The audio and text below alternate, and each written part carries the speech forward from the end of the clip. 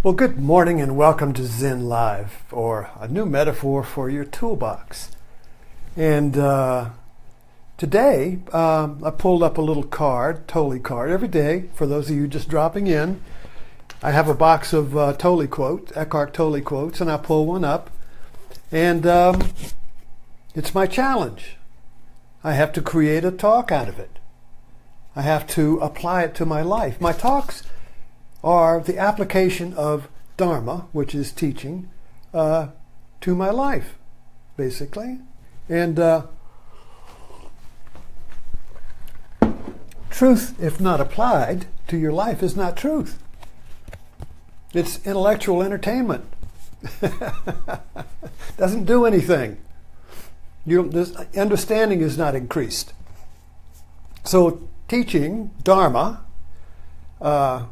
whatever the spiritual teaching, we'll put it that way, must be applied. The world, your life is a canvas. You have to apply paint to it. You have to apply teaching to it. And so that's what I do in these talks, basically. These are my paintings. I'm applying the teaching to my life and sharing it with you on this live painting. You know, it's interactive painting. So the interaction of me and you creates the painting, or creates the application of the teaching to my life that I'm sharing with you live. You see, so art is live. Art is creative interaction. But we don't put it in a museum and say, oh, that's art, you see. No, Dharma art. Dharma art is live interaction. So that gets us to Tolle's quote. Whenever you interact with people, don't be there primarily as a function or a role, but as a field of conscious presence. Now, let's pull this cotton ball apart. Okay, I love little props. I'm kind of like Spicer. wait, on Saturday Night Live with the props. Okay, so whenever you interact with people, now let's talk about Facebook. Facebook is interaction with people. I spend my day playing there. Don't be there primarily as a function or a role. So so we're going to talk about as Facebook as the place where we interact. And then we got to look at, what does function or role mean? Okay, well, role is a ritual. You do it over and over again. And like my father was never dropped his role. He was a Navy officer. At home or at sea, he was a Navy officer. So he never really dropped his role. So I never could interact with him as a person. It was always in that context of that role, his position. So a role is kind of like a fixed position that is a interaction with people. Right? So if your role is that of a policeman, you see, then that role has a particular place. But if you go home and you're a policeman, well, then you can't drop the role. See, you have identified with the role. He's a cop at home and a cop at school, cop with his kid, you know what I mean? So if we identify with the role, that's what he means. Don't go primarily there as a function or a role. And what is a function? Well, a function has a need to it. I need to do something. This function is going to do something for me. And most people, including myself, start out going to Facebook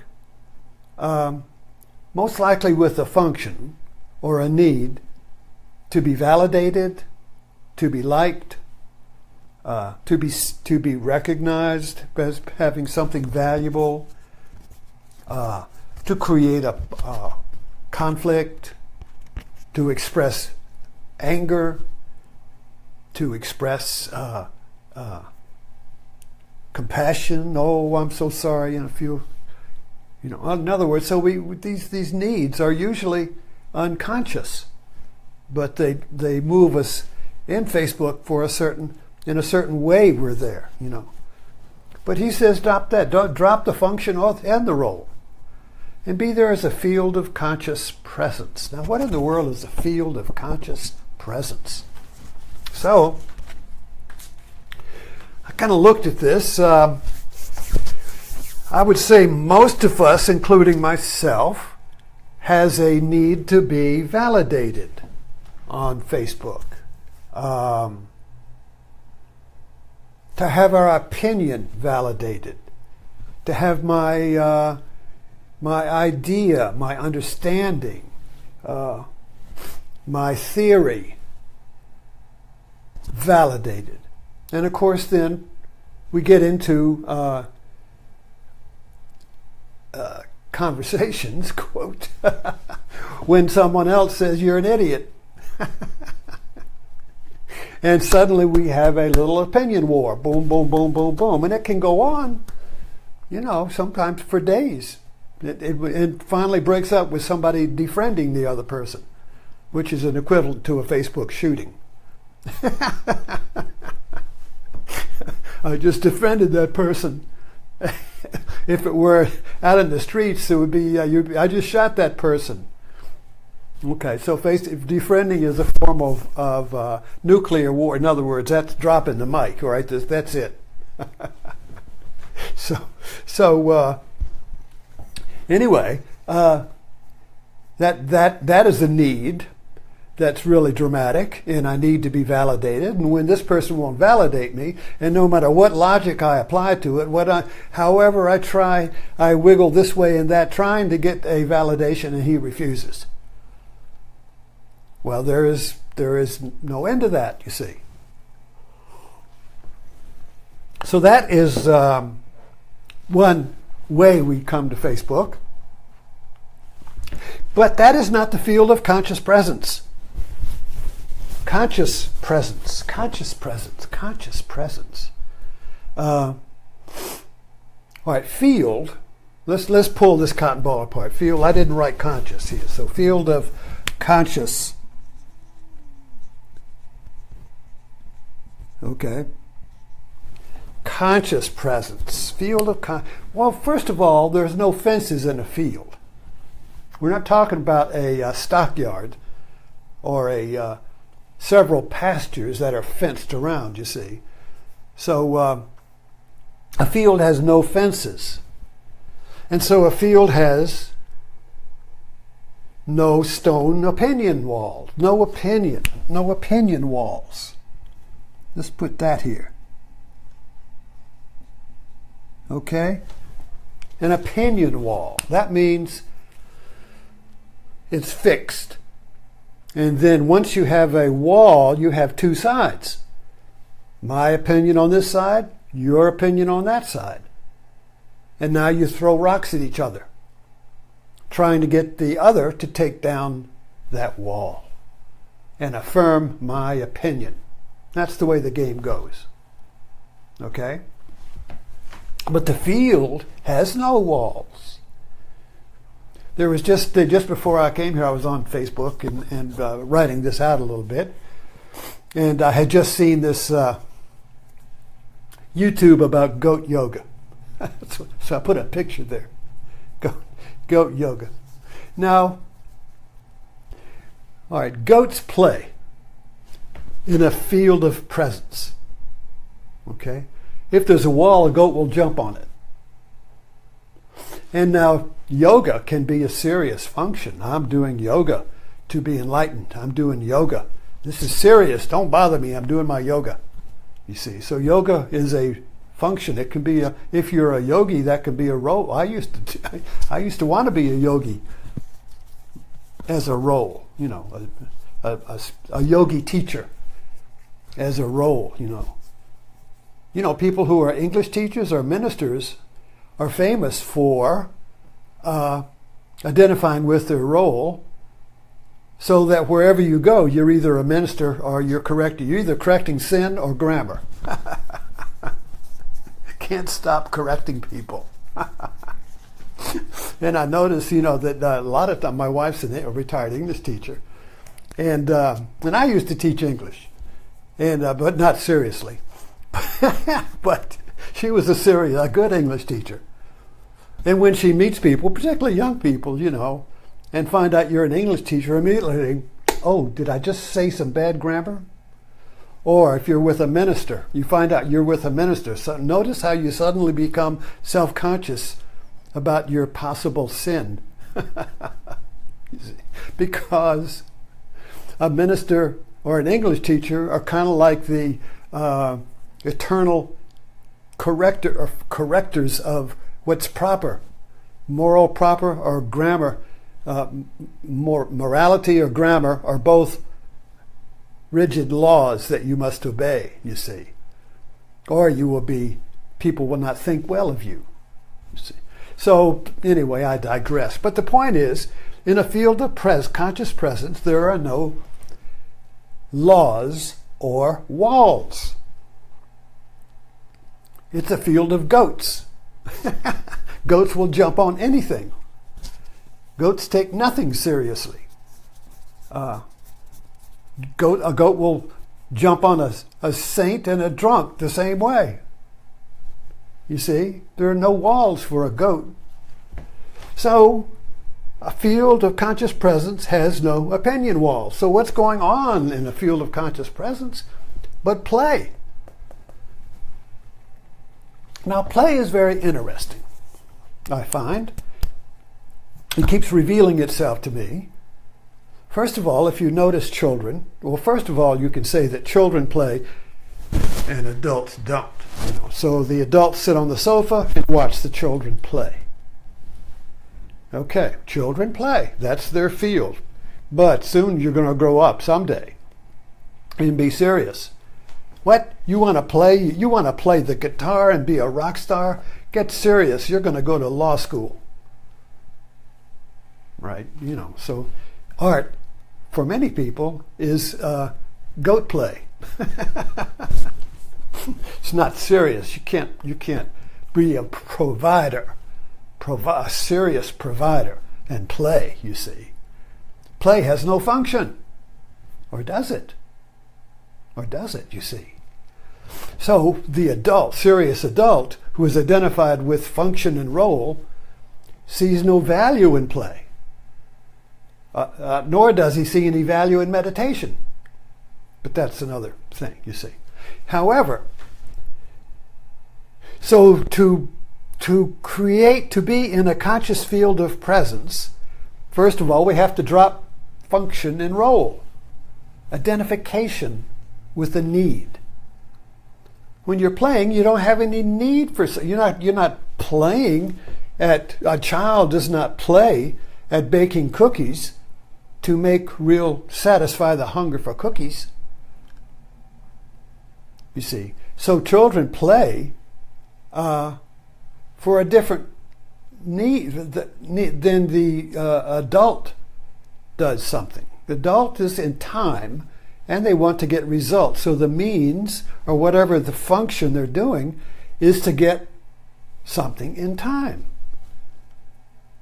I'm going to make these cookies so I can get these cookies in an hour, because I have a need for cookies. So so the making of the cookies, you see, is a means to an end. But play is different. Play does not separate means from end. There's no end to play. Where is this play going? I don't know. It's open-ended. This play can go anywhere. And if you ever remember playing or know how to play, well, if you're a musician and you get together you play the guitar, and you get together with some other guitar players and you start playing. You don't know where it's going to go. It might follow a thread, but it's going to be spontaneously changing as it goes. So every time you do it, Grateful Dead made a career out of this. They played at their music in a way that was always spontaneous and creating. So they went to a concert. They just didn't repeat a role or a function that they played yesterday. They were creating the music right there. Stand-up comics are at play. They create the how do you know? I'm always amazed. It's like not Kid Rock, but what's his name? Can't think of his name. But these stand-up comics, they'll go on HBO, and they'll be talking spontaneously for an hour. There's no teleprompter there, and they probably have some talking points, but their talk is spontaneously. They don't know where it's going to go. They'll surprise themselves, you see. So play has an element of surprise. Play has an element of discovery. Play is creative. So artists, when they're creating something, are at play. You see, they may have, well, I'm going to create a painting here, but I'm just going to play with these colors and see what happens. You see, so the hands, the body is at play. I know when I do my talks here, the talk really doesn't have a single idea that energizes the talk until I write it down. So I wrote down here, is Facebook a field of play? And then I wrote my little stick figures, one of them who says, I have a serious need to be validated. And the other one says, I just want to play. And right then, the idea for the talk kind of like took on a energy. But I didn't know what the idea was going to say. There was just this idea of play. I want to play this out and see where it goes, you see. And so I got energized. So I come in here and I'm excited and I'm energized and I get the lights put up, you see. And I'm ready to discover what this idea is going to play out, you see. It's not written down. It wants to play out. So I want to discover what I'm going to say in this interaction with you, in this field of conscious presence that you and I are creating here. Because I have no opinions that I'm going to validate, that I need to have you validate. I have no instructions for you that I have to transmit, you see, and make sure you're doing it. I have no intention to give some great teaching and be famous, you see, and I certainly am not getting paid for it.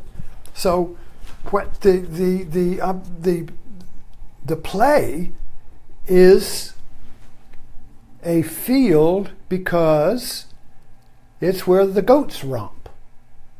It's where the goats jump. This field of presence. So you can have an opinion, but it's not made of stone.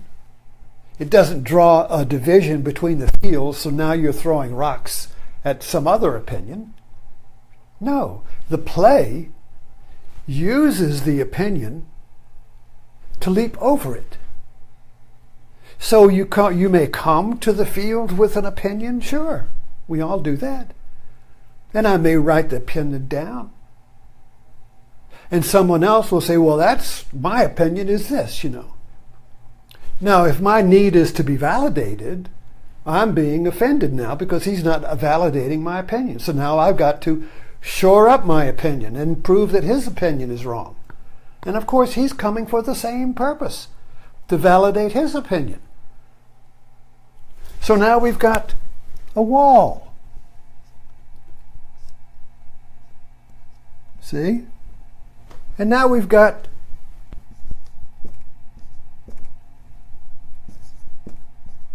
a tennis match. You see? Now we're going to beat the other person down so I can get validated. And there's no end to that, because each is feeding the other.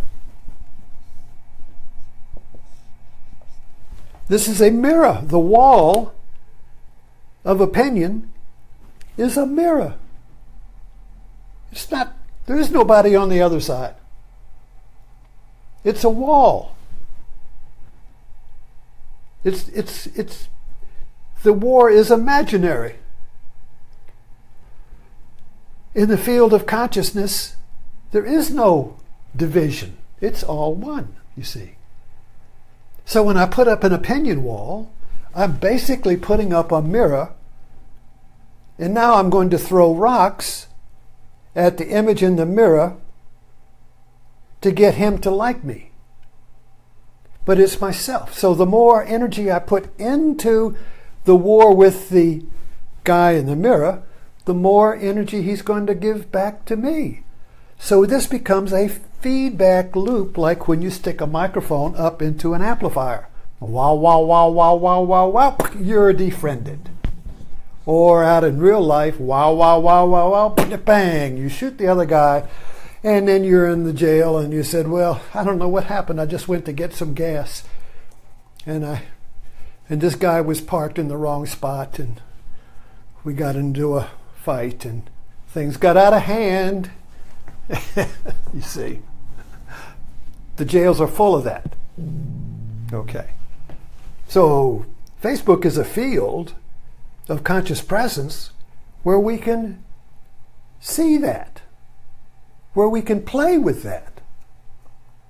So when you play with something, there used to be a man here, few people remember him. His name was Richmond C. And he was a blind person, but he was a psychic, and people used to call him if they had ghosts, and he would come and exorcise the ghosts. But he would always say, and I didn't really know him, I know what little bit I remember of him sticks.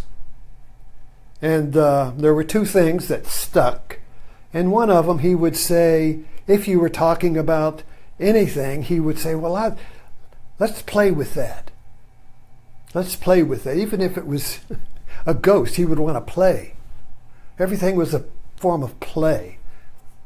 And he knew Edgar Cayce. He used to hang out at the Cayce Institute. But anyway, so that just stuck in my mind. That's why I brought it up, play. I knew another person who retired dentist here, who had broken his back and he was paralyzed. But he was intellectually very alive, and we always want to play with something, play with an idea. And when you meet people, like I went to Washington to the Kennedy Center to see my daughter perform in the Hedwig in the Angry Inch. Now a play is play. And so we're out having drinks, and I was kind of like, I hadn't found anybody to play with.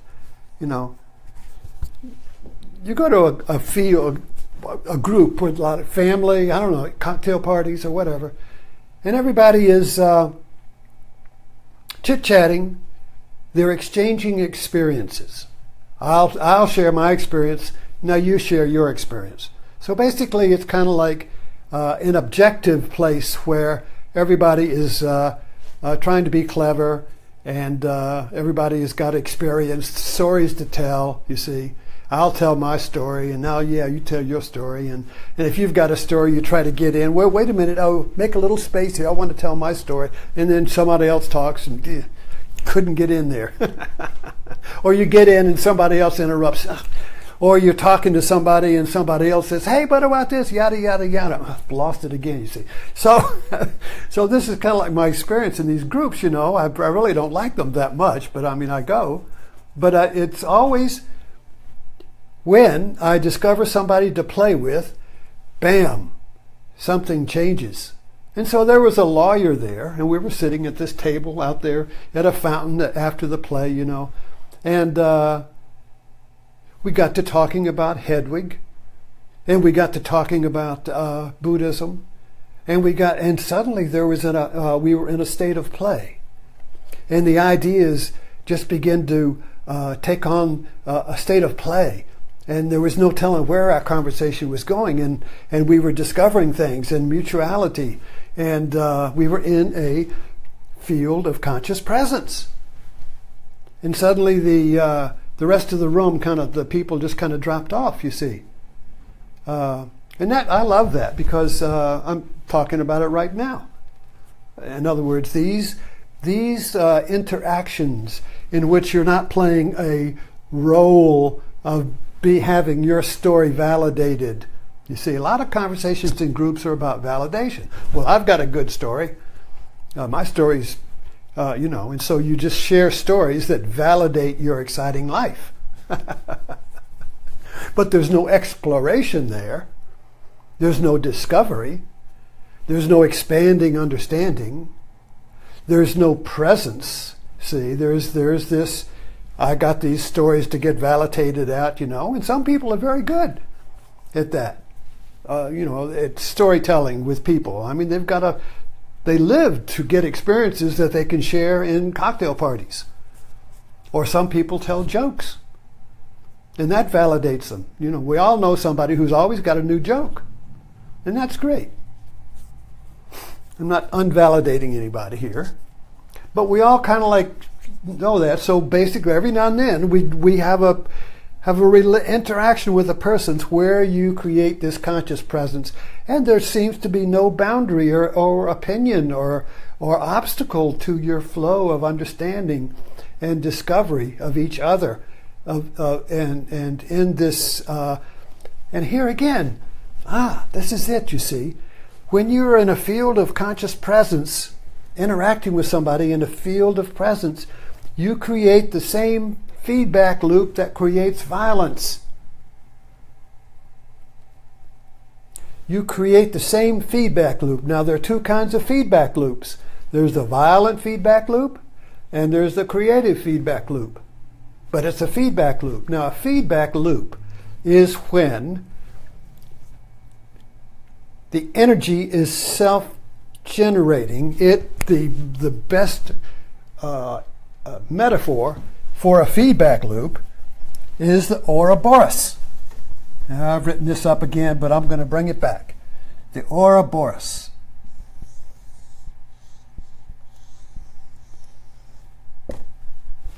Is the snake eating its own tail.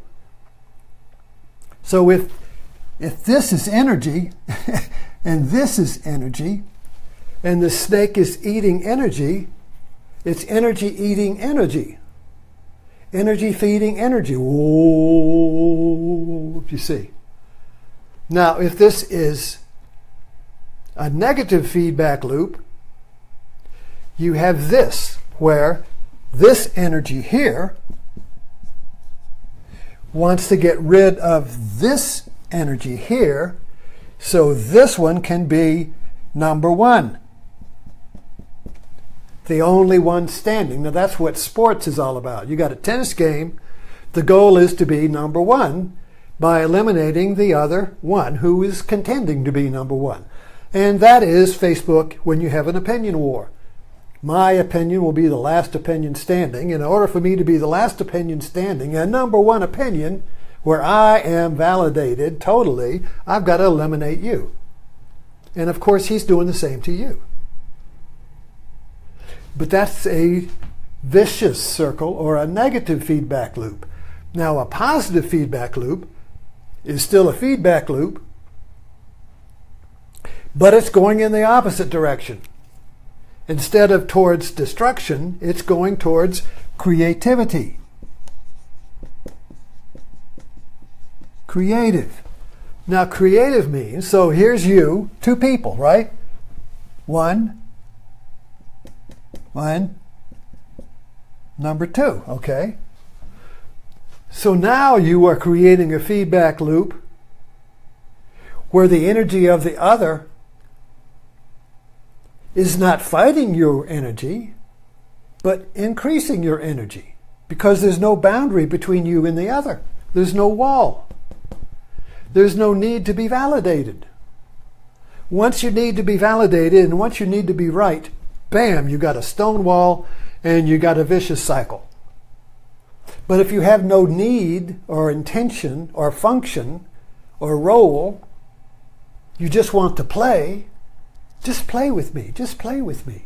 When you just want to play, like girls only have fun or whatever, if you just want to play with somebody, now you're going to create a creative feedback loop where their energy and your energy increases, so everybody's energy is increasing. And that's very exciting because you're getting bigger, you're getting more energized, you're getting more creative, you're seeing more, you're discovering more, you're surprised, you're creative. And you'll notice if you get one of these things going in a group, other people will stop their chit-chat and start listening because it's interesting. You don't know where it's going. It's spontaneous.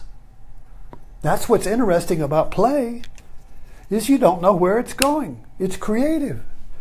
And the Hindus say, God, the whole world is God's play. God's playing here. This is God's play. He's just a big kid. He's a goat. This is play, you see. And this is a revelation. This is Zorba the Greek. This is a total shift. When you can shift from the negative feedback loop to the creative feedback loop, instead of decreasing, being depleted, being exhausted, being worn out, being beat down, being stressed out, being depressed, now you're energized and excited, always discovering. The teaching is everywhere. Everything is the food for understanding. Everything is the food for creativity. Everything is the food for life. So now you're feeding on everything. Your life is feeding and growing on everything. From this one here, you're being eaten by everything. You see the difference? In this loop here, you're eating form and being, and your life is growing. And here, you're decreasing, you're being eaten. The feeling is I'm a victim. Everybody's eating me. My boss is eating me. The stress of the world is eating me. My kids are eating me. Everywhere I go, I'm being eaten. And in here, everywhere I go, I'm being full. Everywhere I go, I'm filling. A wellspring, you see, just keeps bubbling up, you see. Why? I have no walls. I'm in a field of conscious presence. I'm just like a little goat at play. Let me jump on that. Let's play with that. Well, okay. So I'm trying to keep my talks down to 30 minutes. And I'm glad you dropped in. And so I hope you have a playful day. And I'll see you at Martini time, which is another form of play for me. I'm playing at being a martini priest.